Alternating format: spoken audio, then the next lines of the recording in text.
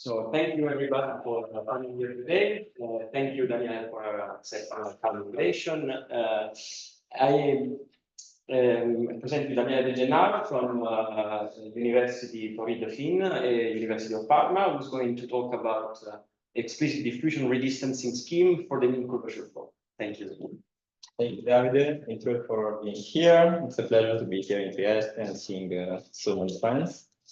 Okay, so today I wanted to talk a little bit about this project I'm currently doing with my two advisors, so Chambolle and Morini.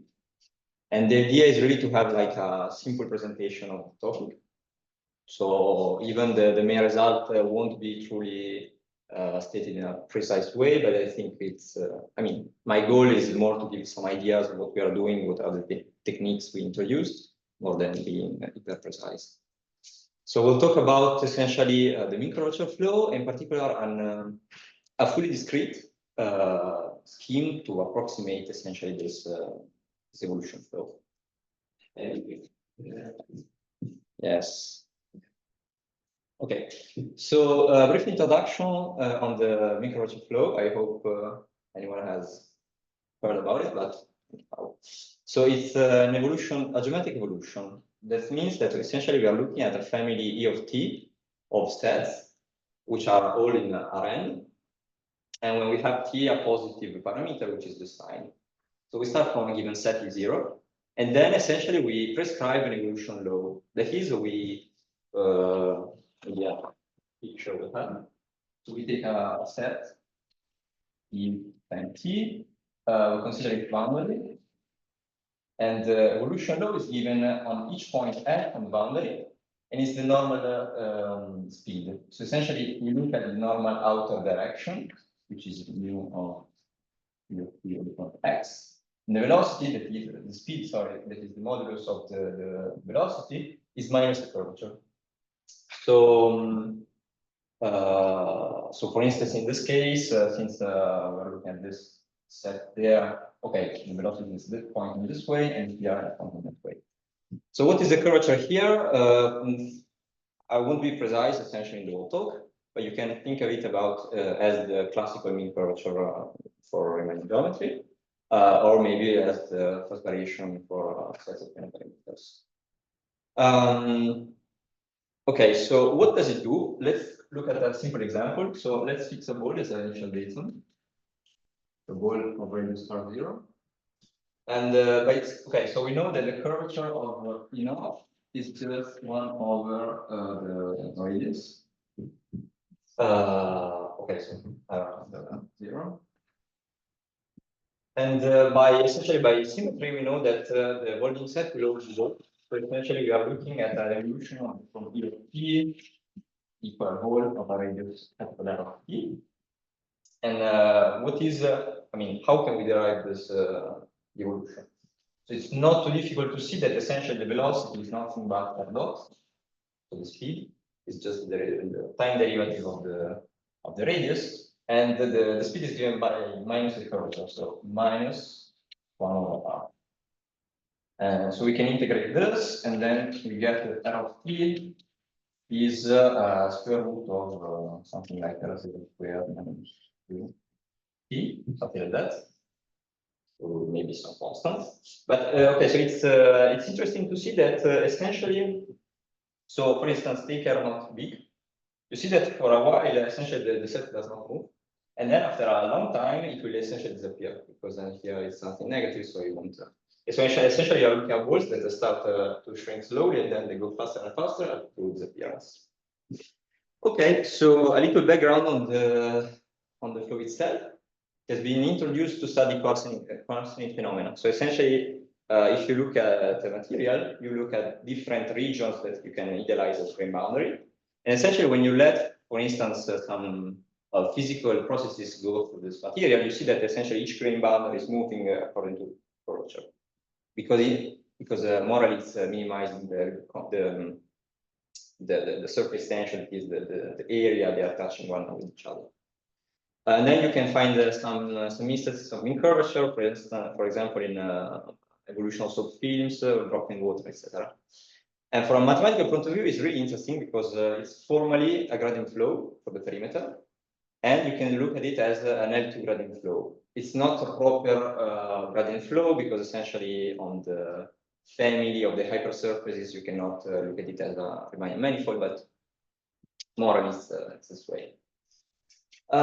Okay, so this is a particular example, the curvature flow for both. But in general, you want to have at least that if you take an initial datum, which is nice, the mean curvature flow, I mean, this flow will exist for some time. And this is a classical result, which holds for many geometric flows, which is the so-called short-term existence. So it says that if your set E0 is smooth, then your flow will exist for a short time, at least, and is smooth for this time. And what happens then?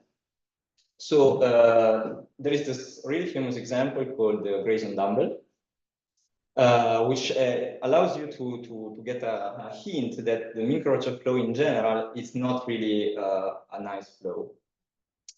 And to justify this, I will present you the main tool that we have in the study of this kind of flow, which is the comparison principle.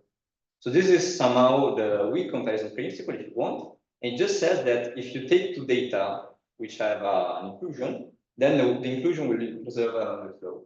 Okay, so E naught inside F naught, then E of t inside the F of t for all time. And the proof is really easy.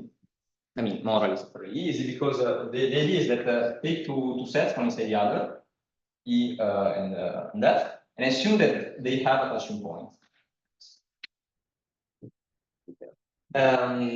And so again, it's not so difficult to see that the curvature has a sign. You have that the curvature of E is bigger than the curvature of F at the point X.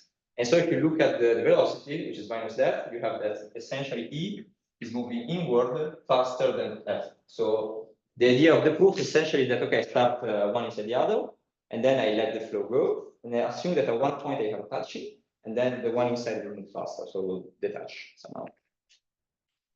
Okay, and that's a nice, I mean, it will allow you to really understand this example, which is the dumbbell. So here the dumbbell is in dimension 3 because there is a famous theorem that says that the mean curvature does not develop singularities in dimension 2 up to like disappearance. But dimension 3, you have this essentially a dumbbell, so two big balls which are connected by a thin neck. And the idea again is that so you can somehow control the evolution of this set. How do you do it? You take two big balls inside the two, I mean, big part of the dumbbell, and here you can put a big torus with a small hole. So by the what we see before, essentially the two balls, if I take them really big, they are shrinking really slowly. On the other hand, if you take the torus, you can see that the curvature on the inside the annulus essentially is 1 over the radius. So it's going really, really fast. So after a little while, you have that while the two balls here are shrunk not so much, the whole of the torus has closed down. So essentially you end up with like a line instead of a full neck. And here you have some differentiability issues because you are not anymore with a manifold. So you can, I mean, the law you gave previously does not make sense in a smooth way. Okay, so you cannot, for instance, define the curvature here, it blows up. So essentially, the main idea of, I mean, what we analysts do is just look for weak solutions. And for the mean curvature, there's been really a huge literature on weak solutions. But today we'll try to explain you probably the most famous and one of the most powerful way of defining weak solutions. So this is the so-called level set framework, which is a really clever way of treating, in general, any evolution, geometric evolution, which has a comparison principle. So all the discussion I will be doing later on is crucially based on the comparison principle, and you will see how. So the idea is really simple, and essentially is, I mean, okay, I have a picture there, right? So you take a set, this one, and you can think of it as the zero level set of a function. So for instance, you can take like the sign distance function, which is this thing here, or any function you want, which is for example, a function which is really smooth and constant or something, constant set, a compact set. Okay, so the key observation is that essentially, what is the property of the level set of a function? Is simply that whenever I take two levels that have an inequality, I have an inclusion for the set, for the level sets. So for instance, I mean, it's really easy to see that essentially if S is bigger than S prime, the super level set have an inclusion. And what technical problem? Yep.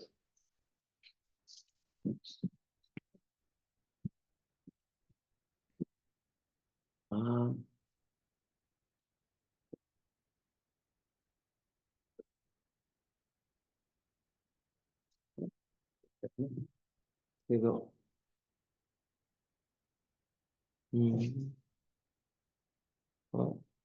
Così.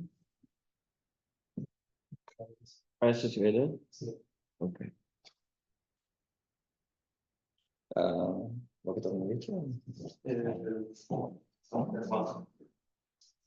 Okay, so I was saying, so the level set framework essentially works because of the comparison principle. The idea is the following. So whenever you embed your set inside a function, you look at the level sets of a function, you know that for different level sets, you have an inclusion between the level sets. And so by the previous discussion, you know that the flow will keep on this inclusion. So essentially this says that if I start with taking any level set of my initial function, and I let each level set evolve by the flow, all this level set will continue to have the same inclusion. And so I will continue to be able to describe a new function which is built by this level sets. So for instance, if we didn't have a comparison principle, it could happen that some levels grow too big, for instance, and so we can no longer describe truly a function. And so the catch is that now we can essentially describe our evolution via the evolution of the function, which is much easier to study because essentially you can use the tools of PDEs and stuff. And you can see that if each level set is evolving by the law, by the Minor flow law, then your function phi will be following this parabolic equation, which is essentially the one Laplace heat equation. You can even, I mean, okay, it's not too difficult to see. Essentially, this says that the normal velocity is the divergence of the vector, the normal vector field. So you can, it's quite formal, but you can do it. Okay, what's the catch? The catch is that the one Laplacian is quite degenerate. So you have two issues essentially. Here, you see that there is a modulus of the gradient dividing. So whenever your function phi is too flat, you have issues. In this setting, you say that the equation is degenerate parabolic. So the classical tools of PDEs works not so good, but there is luckily this really powerful notion of viscosity solutions that helps you, and essentially gives you for free existence and uniqueness for solution of this kind of equations. Okay, so now I have a brief remark of I want to tell you briefly what are viscosity solutions. So firstly, I will try to give you, I hope I know understand viscosity solutions, but I will first give you like an idea why are they important. And okay, so now we are looking at either parabolic or elliptic PDEs, which are of the form, let's say, f of grad u grad squared u equals 0, or you can even have like the parabolic version. And essentially, the only hypothesis you really need is that f is the general elliptic, which means that if you have two matrices which have an inclusion in the sense of matrices, then essentially f of dot x is bigger or equal than f of dot y. Okay. So, for example, you can see that the f associated to the heat equation, to the Laplace equation, etc., which is essentially the Laplacian, satisfies this. I mean, minus Laplacian is degenerating. I mean, that's the reason why you take the inequality. Some people like the Laplace, also the converted. It's the same thing. Okay, so what is the idea of viscosity solutions? Okay, so let's take dimension 1, for instance. You take this one is the one solution of the harmonic function.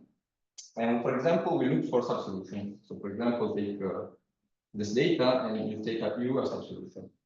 Okay, so the idea here is that, okay, let's look at a function which is touching my function U from above. So whenever, so the idea is that I take phi function, which is Moulton, let's say C2, such that, so you have everywhere phi bigger or equal to U, and I have that phi is equal to U at Z0. Which in the parabolic way, sense can be a point, space-time point. So you can assume that okay, so this one is not really general assumption, but somehow it's equivalent. What does this imply? So this implies that phi minus U has a minimum at x0. So what does it imply? So assume that U is regular. So we have the gradient of phi is equal to the gradient of U at the 0, and also that the essentially the Hessian has a sign. So the second derivative of phi is bigger or equal to the second derivative of U at the 0. Okay. So you see immediately that here you have the same inequality, I mean reverse inequality here. So if U was a solution, for instance, so if f of grad U grad square U was equal to 0, we can make the same thing with the parabolic, but let's stick for the elliptic. So I evaluate this as a 0, and I see, okay, but this one is equal to f of grad phi grad U at the 0. And by ellipticity, I have that this one is so this one is x, which is where should be bigger than f of grad phi. That's grad phi. Okay, so you discover essentially that your phi is solving 0 bigger or equal than f of phi equals 5. So this justifies essentially the definition here. You see that's the same thing. So essentially 0 bigger or equal than f, and then you have phi t. For phi t, essentially it's another thing with and for instance, you know that phi is equal to Z naught, and then you take the incremental ratio, blah blah blah. So for solution, you reverse everything, and the solution if you have a submass for solution. And also you need a little bit of continuity. So you need to be a uniform supercontinuous function, essentially to make sense of contact points. That's all. And the power of viscosity solution is that, for example, for this equation, but for very general equations, you have uniqueness of solutions and existence made by Perron's method. Okay, so that was the small detour on the viscosity solutions. Let's get back to the level set equation here. You see that there's a really particular case where this equation boils down to a really nice equation, which is when the gradient of phi is constant, of modulus constant. So you know that, for instance, that whenever it's 1, which you can assume without lots of generality, this is the heat equation. But also that there is a characterization of all the functions which satisfy this property, which is essentially saying that phi is a distance function. Okay. So the idea that Sonner had a while ago was the following. Okay, so let's suppose that I can parameterize my flow at each time by a distance function. Then my distance function will solve the heat equation. Super easy. I know everything about solutions. I'm fine. Small catch, you cannot in general. So it's not true that if you start with a distance function, you continue to have a distance function. But what you can do is the following. So you can see that if you start with a distance function and you follow your set, which is evolving by the mean curvature, its distance function is solving the two inequalities here. So essentially, you are a sub-solution of the heat equation whenever D is positive, and a super solution whenever D is negative. Which is to say, essentially, that I take my set here, E, I take my distance function, which will be something like this, D. So in this region, I'm going faster than the true solution, and in this region, I'm going slower than the solution. Okay? So for instance, my solution would be something like this, but it's not really that, but you can characterize it essentially just only by the two inequalities here. Again, so you want to solve this in the viscosity sense, and you can see that by viscosity theory, you have uniqueness, existence, and also consistency with the classical, for the short-term existence. Okay, so why all this? Essentially because our result says that we can recover smaller solutions in the limit, while we now consider a discretization of the mean curvature flow, which arises essentially as the Euler explicit scheme. Okay, so assume you want to numerically compute what's going on for the mean curvature. A natural way is to say, okay, but oops, here I more or less have the heat equation. I can use Euler explicit scheme. But the catch is that up to now there was not no real proof of the convergence of the Euler explicit scheme for this kind of equation in the true general, let's say, bigger general possible. So our results follow. We consider Euler explicit scheme that we will call later on. With a time step will be h, and a space step which will be epsilon. We'll explain what's that. And we couple that with a redistancing step in order to obtain some discrete functions, u, h, epsilon, and assuming a technical condition, which is h smaller or equal to epsilon square, which is for numerical people is called the CFL condition. It just ensures that Euler's explicit scheme is converging. You get that these functions are converging to a function b, which is a sign distance function, and is such that essentially the zero level set is a solution for the mean curvature flow. So essentially, we prove that this function b is solving this system in this sense. Okay, so I will try firstly to explain you this algorithm in the continuous setting. Then try to explain you what is the main, what are the main issues in the discrete setting, and yeah. But is there a reason why you can use the other Euler scheme in a basic one, which does not require the CFL? Yeah. So okay, I'm cheating. So the issue is that I will explain at the end. Essentially here with the same study, you can use also the implicit scheme. But you need still to have this condition, which is not because, okay, so here I'm a little bit cheating. So when I'm presenting this, I say, okay, it's the CFL condition, but truly it's coming from this redistancing step. So essentially it's something which is truly arising from the discrete setting. Yeah. I will comment at the end a little bit more on that. Okay, so for instance, for a moment, let's think about just the continuous setting. So what I mean by the continuous setting, I mean that now I just look at a discretization of Euler scheme, but with functions that are defined on the whole space. And then I will try to discretize all of that on the grid, which is the difficult part. So what is Euler scheme? Now I take a parameter h that will be going to 0. I take an initial datum, which is my sign distance function, and then I can iteratively just set Euler's explicit scheme by setting u at time t plus h as d, the previous time plus h the Laplacian. Okay, so as I was saying before, what's the issue? So in order to work with Sonner solution, we need a family of sign distance function. So as I wrote here, essentially we want something which has modulus of gradient equal 1 for all time. And you see more or less intuitively that here you are applying a Laplacian, so you are diffusing somehow, and so you lose essentially this condition at each step. So what they do in practice is implement a redistancing step. So essentially what you do is you transform your function u in a distance function with some trick. So here the trick is the following one. I mean, it's quite easy, but yet really powerful. Essentially, just take, now you build your function u at time t plus h, and you just take the sign distance function from its zero level set. Okay, so you have a function, let's say about something like this. You take a step, you go something a little bit smaller, but this one, okay, so this one for sure is not a distance function.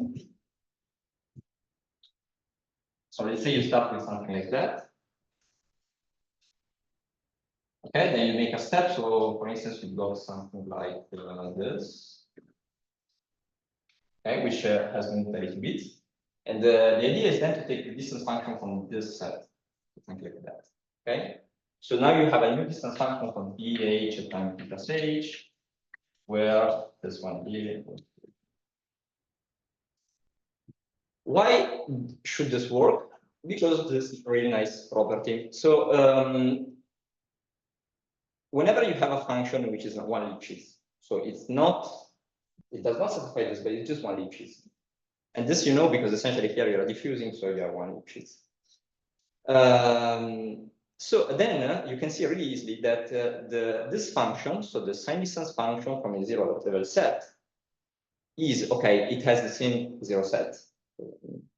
It's by definition the same thing, but also since one is one Lipschitz and D somehow is the biggest one Lipschitz function, I mean the one is growing the fastest, you can see that the two inequalities here holds. So essentially this distance function is bigger or equal than u outside of the set and is smaller inside the set.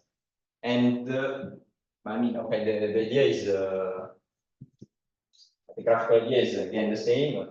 So you have your step here. You take a function which is one Lipschitz.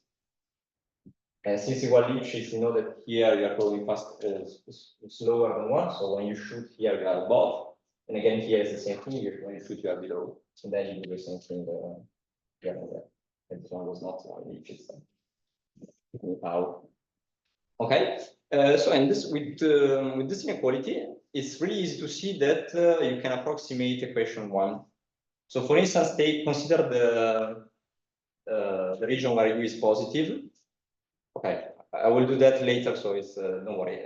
It's quite easy. So in the continuous setting, essentially, it's this proof is half page. So what does it happen when we are considering truly the Euler scheme? So what we will implement in the computer and try to run some simulations. So here you need also to discretize in space. So now your space is just a grid, epsilon and zn, and you are considering function u which are from the grid to R. So here there is a natural candidate to replace the Laplacian, which is the called discrete Laplacian, which is nothing but the finite difference essentially of the function u divided by the spacing square. And the first step, I mean, you do the same as before. You take your initial datum, you restrict it to the grid, and then you make one step with your now discrete Laplacian. Okay, so here it's truly cheating, and now I say, okay, let's assume h is smaller or equal than epsilon squared in order to have, I mean, it's true, but at least that the operator Laplacian is converging to the two of Laplacian. Okay, and now there is the tough path, let's say. So the crucial point of the proof that, I mean, the sketch of the proof that I gave for the continuous case was this property here, holding for the distance function, you know? So I said to you, okay, let's take a function which is one Lipschitz, we take the sign distance function, it has nice properties. The nice properties essentially are those two, so inequalities in the outside and inside the zero set. And here you end up with some issues in the discrete setting because of the following. So take a function u, which is now defined in both space, and it's one Lipschitz. Okay, you want to essentially do the same thing as before, but knowing just the values of u on the grid. So the first idea is just to take, okay, now I take the zero level set of my function, my discrete function. I add the cubes in order to have a true set, and then I take the sign distance function from this data. But you see, more or less, here in red that if you take a function u, which is one Lipschitz here, and it's quite badly behaving, so let's say essentially it's almost zero in a point which is not in the set you are considering. Whenever you do this construction, you end up with a function which is not satisfying the twin equality. For instance, here is not above u, when here u was negative. So this was the naive approach, let's say, but it's still can give you some results in some settings. In the Euler implicit, for example, you can make it work in some regime. But truly, the issue, where is it? Okay, so here what you are doing is that a priori, you know that you're just making an error over the epsilon. So when you try to replace, I mean, to do the computation for your the convergence of your algorithm, you get an epsilon. Essentially, you divide by h, and since h is more or less epsilon squared, you get something which blows up.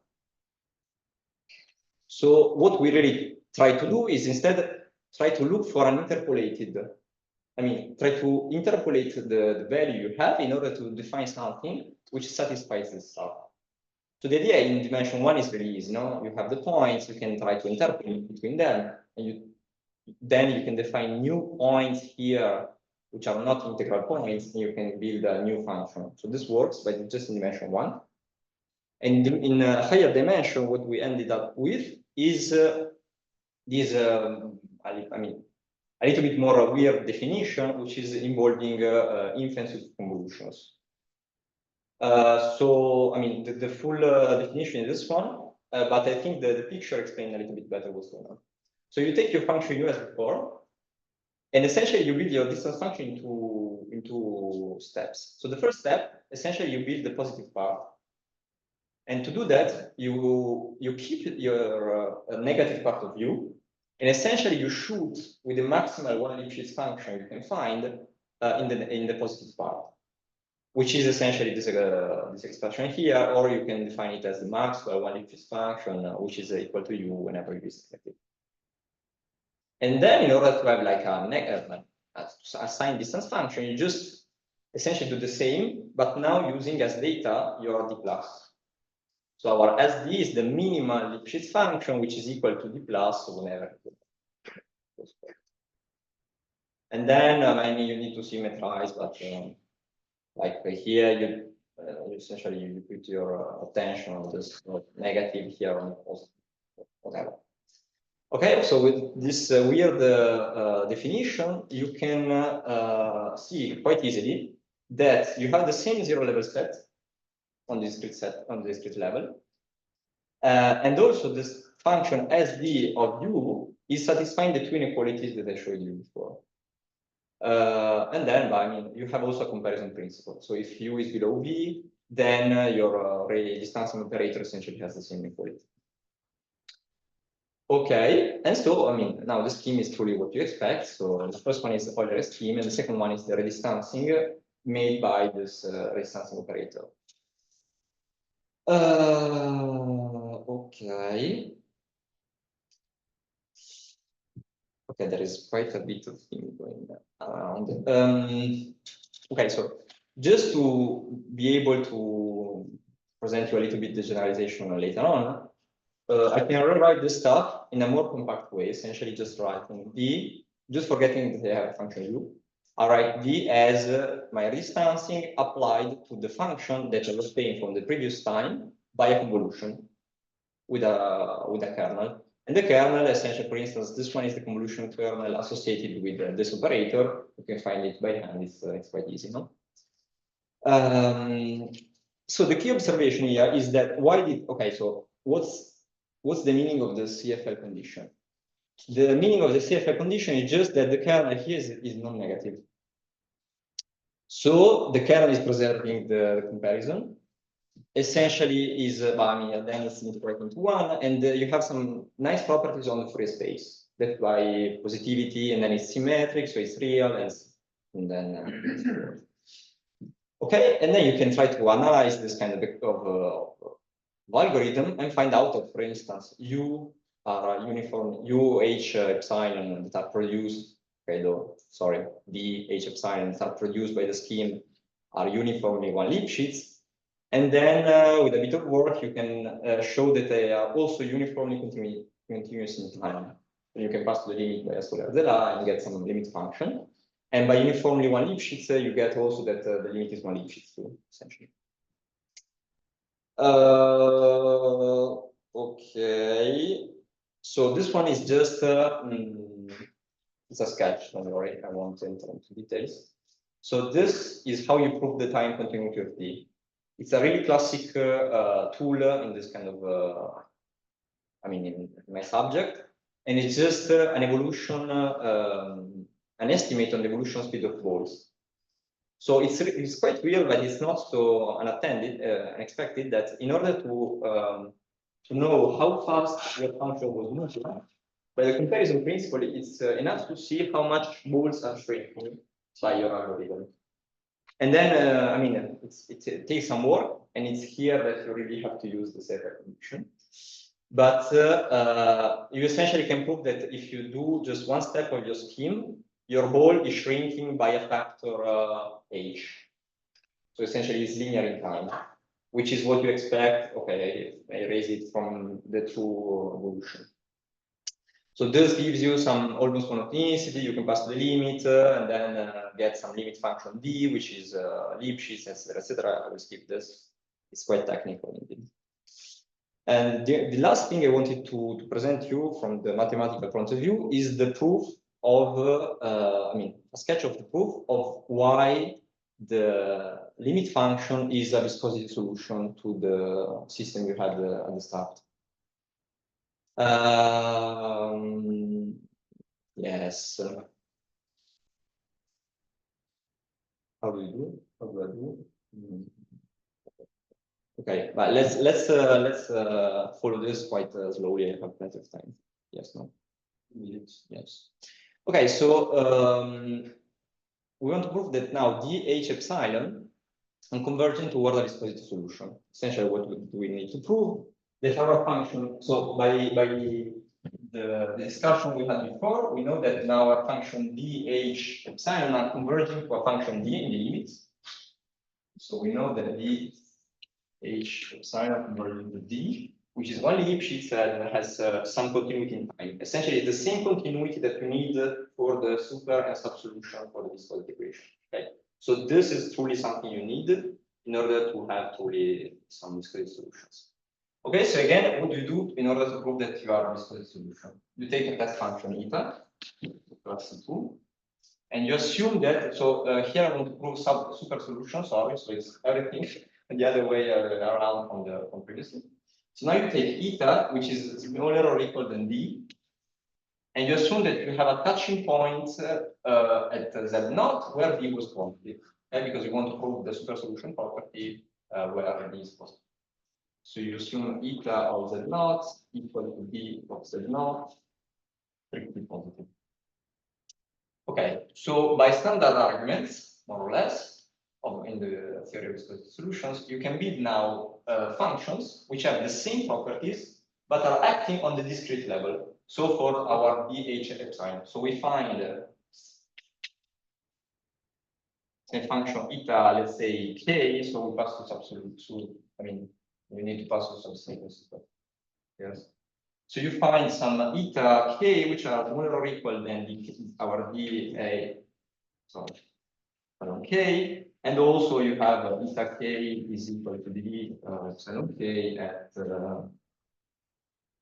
some point z k equal than 0 with the zk converting to z0, eta k converting to eta, and d is equal to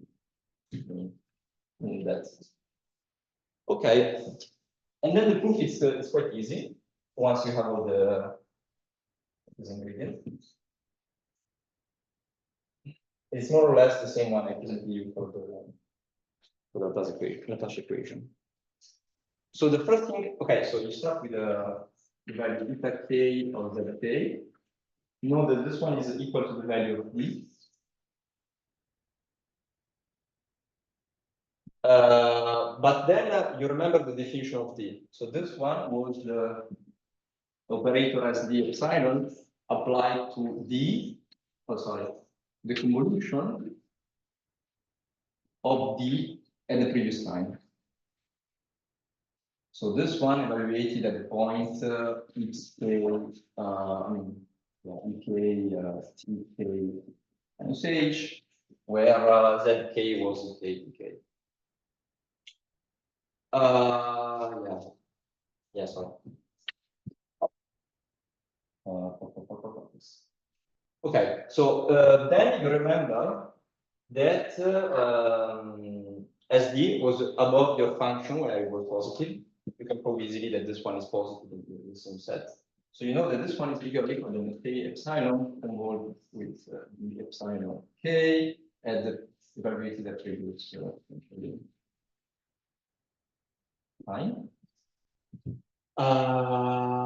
Okay, and then you use the spec so that you have a test function.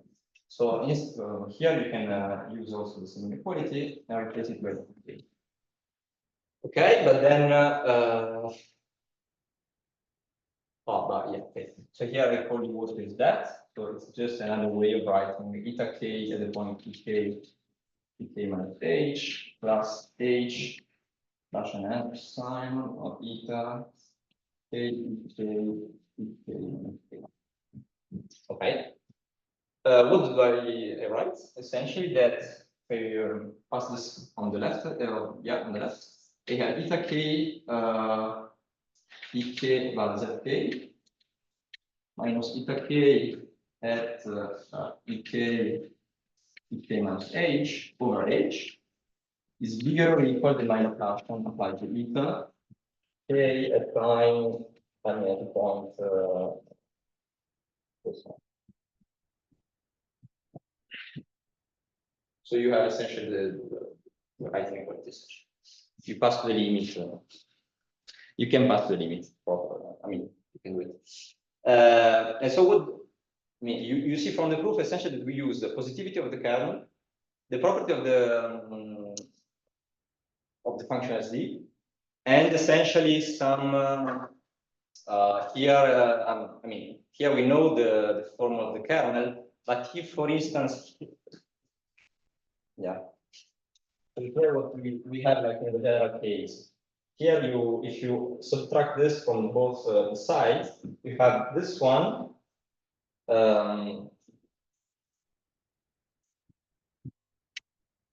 This one is probably equal.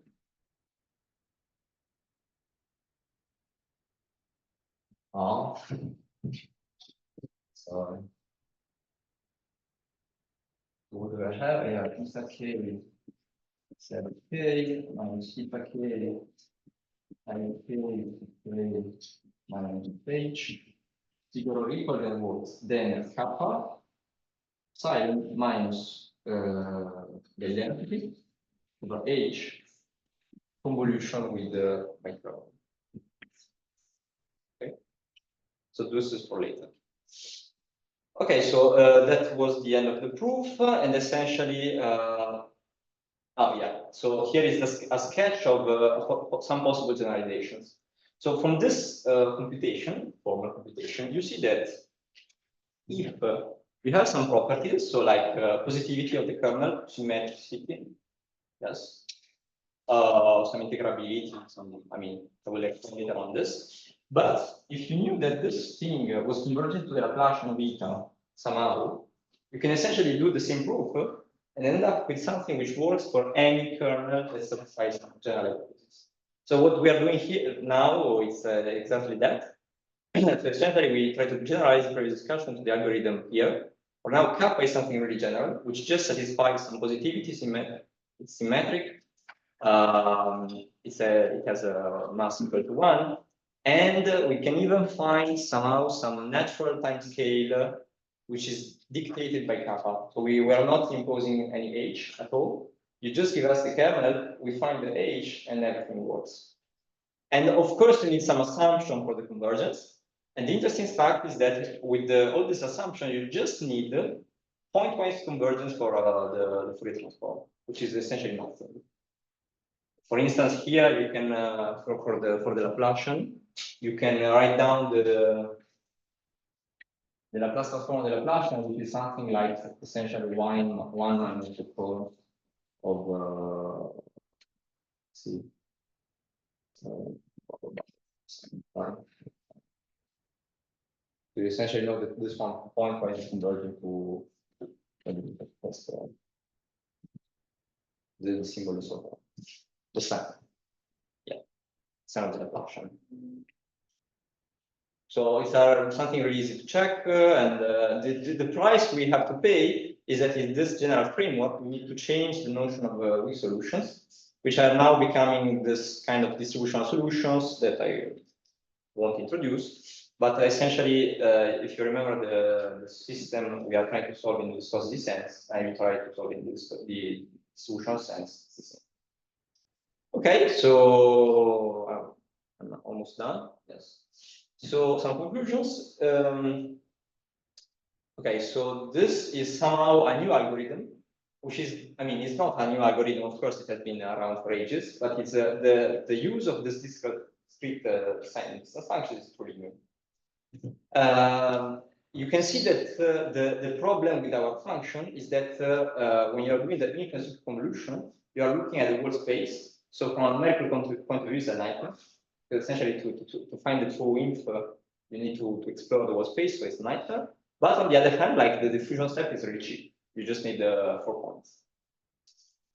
What we are able to do, on the other hand, is that we can prove the discrete to continuous convergence of our approximating solutions, which is now already in any dimension, and in the regime, I mean, h smaller than epsilon squared, but the relevant case is this one, and which is somehow a result that was missing in the literature. I mean, at least with this easy proof, and also for this kind of really general convolution kernels. It's all, of course, everything based on this redistancing operator, which I think may be also interesting in some other applications, but I mean, for our setting is truly was the starting point. Okay, let's keep someone. Okay, so a natural question is what about some other redistancing operators? So okay, maybe the naive one won't work, but some others may be working. So, for example, there is the fast marching scheme, something on an equation, etc. Will fit in our framework. Short answer, no. Long answer, I don't know how to do. And the really long answer is probably. The little bit of work, maybe it can work, but it's something really.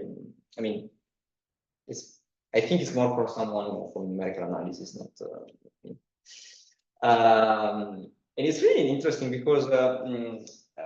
At least it was a nice and unexpected result, because you can make sense of some recent development that have been in the numerical study of the universal flow, which is based on neural networks. So essentially, some guys, those from Lyon, they came up with this neural network that was amazing, trained like in 50 minutes, and it was essentially following the universal flow, everything from anything. Essentially, it gives you like the true evolution. It also goes past singularities. It doesn't care at all. But of course, they don't have anything for the convergence. And it's interesting somehow to look at our result and see that, I mean, with some caveat, you can essentially take their neural network, put it inside our scheme, and see that essentially it's more or less the same thing. They don't use our distance function because, of course, it's a nightmare for computing, but more or less it's the same thing. Okay, and lastly, this is essentially one development of another work we did. I mean, we finished earlier this year, where we are considering the implicit Euler scheme, but not for the universal flow. I mean, not this one, but for a crystalline universal flow, which is something a little bit different. Which, I mean, the general idea is that if you, in this case, if you took like some polytopes, the crystalline universal flow adapted to this polytope will keep the polytope. Essentially, the polytope will evolve in this flow, more or less. While, for instance, you see that here you have a curvature which is more or less infinite. So the classical universal flow will round it up immediately. So this is much more technical because it's difficult to define which solution, etc. But what you can prove is that with an implicit version of the order scheme, you don't need any requirement on epsilon h. So you can pass the limit in any dimension, which was before, and also in any regime epsilon h. And yeah, that's it.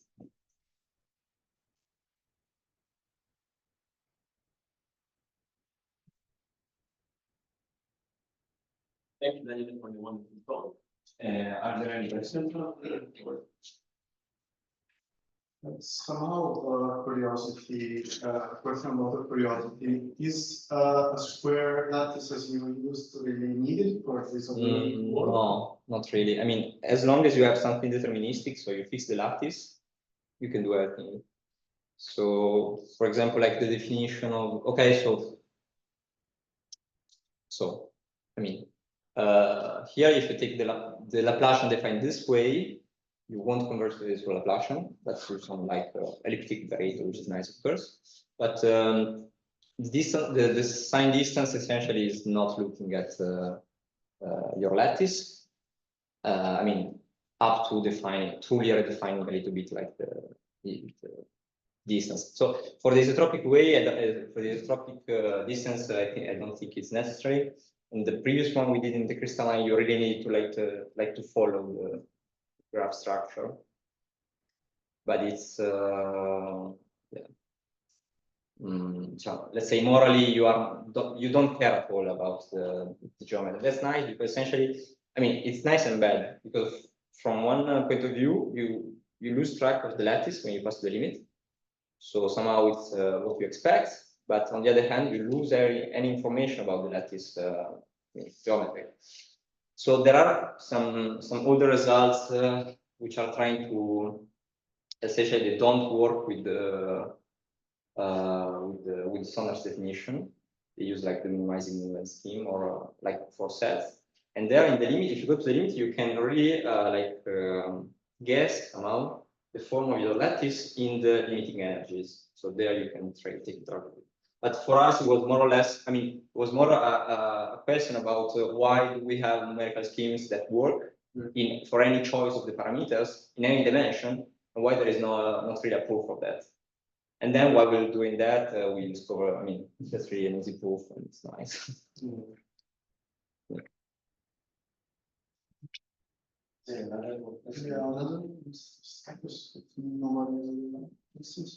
Have you tried understanding if you can cut off a bit the domain where to look for the Yeah, so yeah, of course, that's a really nice observation. And the short answer again is no, so it doesn't work. I mean, we tried, but it doesn't work. The long answer is you need to be a little bit careful. So the issue here, you see it immediately, is that if you take a function u, which is almost one Lipschitz, and then you consider here the norm, in order to truly get the inf, you may need to look really far. Because for instance, if you had truly like the modulus and then at one point you just go out, then you really need to go out to have the point.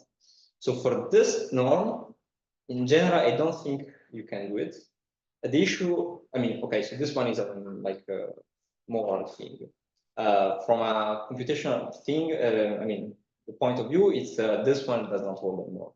You take some epsilon of error here, you lose everything.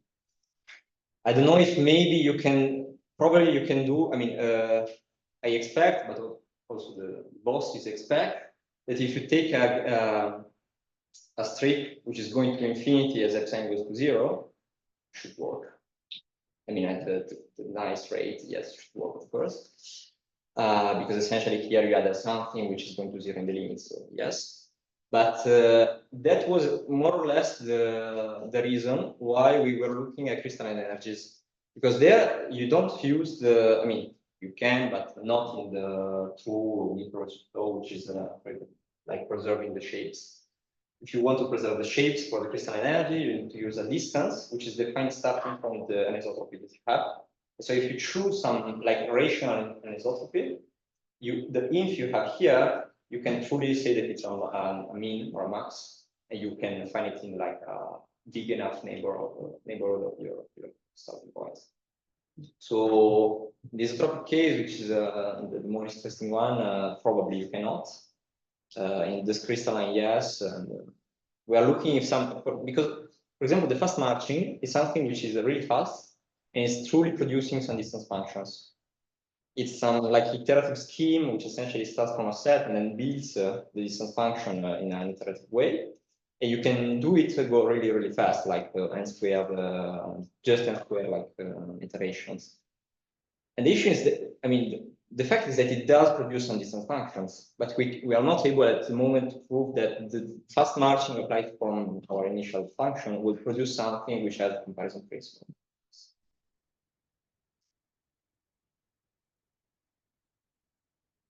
There are not any more questions, so thank again, Daniele.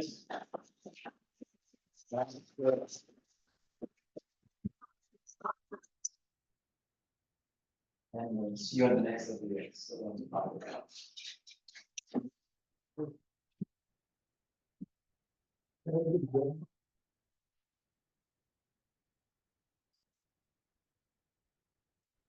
Sì, ci becchiamo poi dopo, Sì. salirà. Sì.